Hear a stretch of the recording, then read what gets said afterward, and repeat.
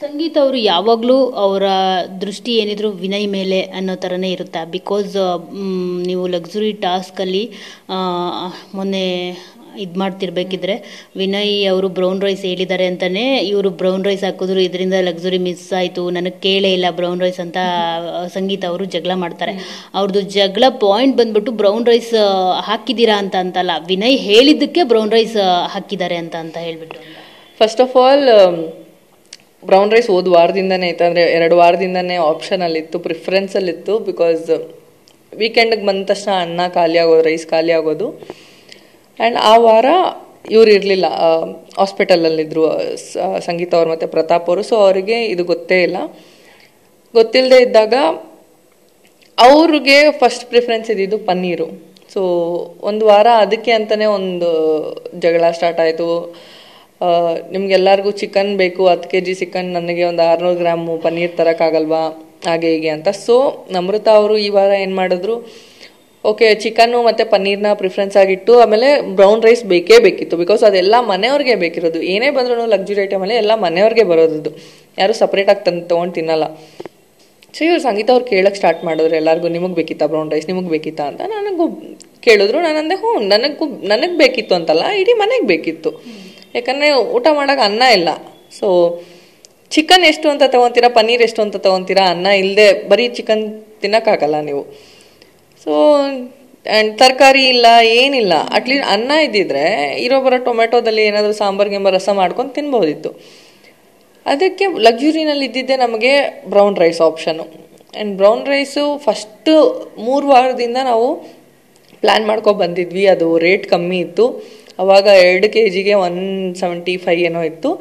ಆಮೇಲೆ ವಾರ ವಾರ ವಾರ ವಾರ ಚೇಂಜ್ ಆಯಿತು ಆ ಪ್ರೈಸು. ಬಟ್ ಸ್ಟಿಲ್ ನಮಗೆ ಇದ್ದಿದ್ದು ಬ್ರೌನ್ ರೈಸ್ ಪ್ರಿಫರೆನ್ಸ್, ಬಿಕಾಸ್ ಮನೆಯವರು ಎಲ್ಲರಿಗೂ ಬೇಕಿತ್ತು ಅಂತ. ಅದು ಇವರು ಗೊತ್ತಿರಲಿಲ್ಲ ಸಂಗೀತ ಅವರಿಗೆ.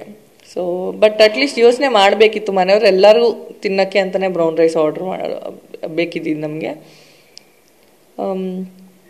ಅದು ಬಿಟ್ಟರೆ ನನಗೆ ಅನಿಸುತ್ತೆ ವಿನಯ್ ಅವರಿಂದ ಅದೊಂದು ರೀಸನ್ ಅಂತ ಅನಿಸುತ್ತೆ ನನಗೆ.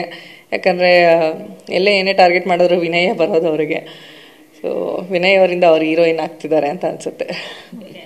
ಈಗ ಲಕ್ಸುರಿ ಟಾಸ್ಕ್ ವಿಷಯಕ್ಕೆ ಬರೋದಾದರೆ, ಮನೇಲಿ ಜಾಸ್ತಿ ಅಂದರೆ ಲಕ್ಸುರಿ ಸಿಕ್ಕೇ ಇಲ್ಲ, ಎಲ್ಲರೂ ಮಿಸ್ ಮಾಡ್ಕೊಳ್ತಿದ್ದಾರೆ ಪ್ರತಿ ವೀಕು. ಸುದೀಪ್ ಸರ್ ಸಹ ನೆನ್ನೆ ಅದನ್ನೇ ಹೇಳಿದ್ರು, ಅಂದರೆ ಯಾಕೆ ಮಿಸ್ ಮಾಡ್ಕೊಳ್ತಿದ್ದೀರಾ, ಯಾಕೆ ಎಲ್ಲಿ ಎಡುತ್ತಾ ಇದ್ದೀರಾ ನೀವು, ಇದರಿಂದನೇ ಇಲ್ಲಿ ಜಗಳಗಳು ಜಾಸ್ತಿ. ಹಸಿವಿದ್ದಾಗ ಅಫ್ಕೋರ್ಸ್ ಫ್ರಸ್ಟ್ರೇಷನಿಂದ ಜಗಳ ಆಗೇ ಆಗುತ್ತೆ.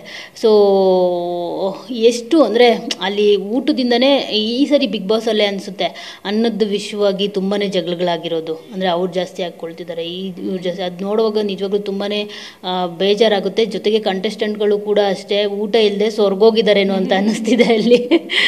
ಸೊ ನೀವುಗಳೇ ಮಾಡ್ತಿರೋ ತಪ್ಪು ಅಂತ ಅನಿಸುತ್ತೆ ಅದು. ಅಂದರೆ ಲಕ್ಸುರಿನ ಮಿಸ್ ಮಾಡ್ಕೊಳ್ತಾ ಇರೋದು. ಸೊ ಎಷ್ಟು ಅಂದರೆ ಸಿಗ್ತಿದೆ ಅಲ್ಲಿ ನಿಮಗೆ ಊಟ ಎಲ್ಲ? ನನ್ನ ಪ್ರಕಾರ ನಾನು ಬಿಗ್ ಬಾಸ್ ಮನೆಗೆ ಹೋದಾಗಿಂದನೇ ಚೆನ್ನಾಗಿ ತಿಂತಿರೋದಲ್ಲಿ. ಗೊತ್ತಿಲ್ಲ, ಎಲ್ಲರೂ ಹೇಳ್ತಾರೆ ಅಲ್ಲಿ ಹೋದ ಮೇಲೆ ಸಣ್ಣ ಆಗ್ತಾರೆ ಅಂತ. ಬಟ್ ನಾನು ಅಲ್ಲಿ ಹೋಗಿ ತುಂಬ ಚೆನ್ನಾಗಿ ತಿಂದಿದ್ದೀನಿ. ಮನೇಲಿ ಆಚೆ ಇದ್ದಾಗ ನಾನು ಅಷ್ಟು ತಿನ್ನಲ್ಲ, ಪ್ರಾಪರ್ ಡಯಟ್ ಫುಡ್ ಎಲ್ಲ ತಿಂತಿದ್ದೆ. ಬಟ್ ಆ ಮನೆಗೆ ಹೋದಾಗ ವೈಟ್ ರೈಸು ಎಲ್ಲ ತಿನ್ನೋದು ಸ್ವಲ್ಪ ಜಾಸ್ತಿ ಆಗಿತ್ತು ನಂದು. ಲಕ್ಸುರಿ ಬಜೆಟ್ ಅಂತ ಬಂದಾಗ ಮಿಸ್ ಆಗ್ತಿದ್ದಿದ್ದು ಪ್ರಾಬ್ಲಮ್ ಬಂದು ಫಸ್ಟ್ ಪ್ರಿಫರೆನ್ಸಸ್. ಒಬ್ರೊಬ್ರದ್ದು ಒಂದೊಂಥರ ಪ್ರಿಫರೆನ್ಸಸ್ ಇರ್ತಾಯಿತ್ತು. ಸೊ ಇವರು ಮಾತಾಡ್ಕೊಂಡಿದ್ರು ಒಬ್ರಿಲ್ಲ ಅಂತಂದ್ರೂ ಇವ್ರಿಗೆಲ್ಲ ಒಬ್ರೊಬ್ರಿಗೆ ಕರೆದು ಕೇಳಬೇಕಿತ್ತು. ಇಲ್ಲ, ನಾವು ಫಸ್ಟು ಮನೆಯವರಿಗೆ ಏನು ಬೇಕೋ ಅದನ್ನು ಯೋಚನೆ ಮಾಡಿಬಿಟ್ಟು ಆಗ್ತಾ ಇದ್ದಿದ್ದು.